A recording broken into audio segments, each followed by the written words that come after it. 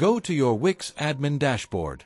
From the dashboard, navigate to Automations and click on Create Automation. Choose Start from Scratch. Next, select a trigger. For this example, we'll use cart abandonment.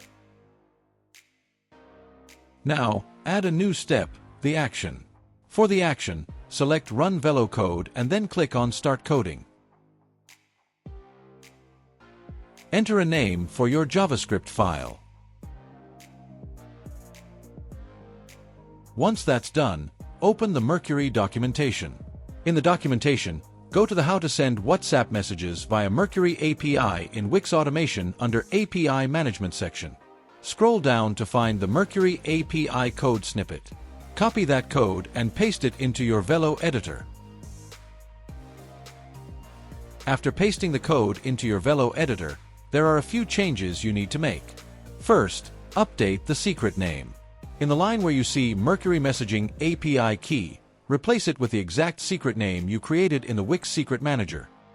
Next, add your phone number ID.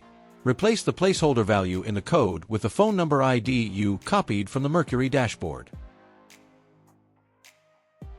To find it, go to Settings, then Channels. Under Channel Configurations, select WhatsApp. Locate your registered number, click on the three dots, and select Copy Phone Number ID. Paste the phone number ID corresponding to the phone number ID parameter. Now, add your template ID.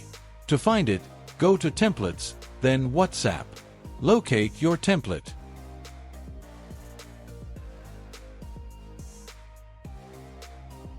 Click on the three dots in the bottom right corner and select Copy Template ID. Replace the placeholder with the template ID you copied from the Mercuri dashboard.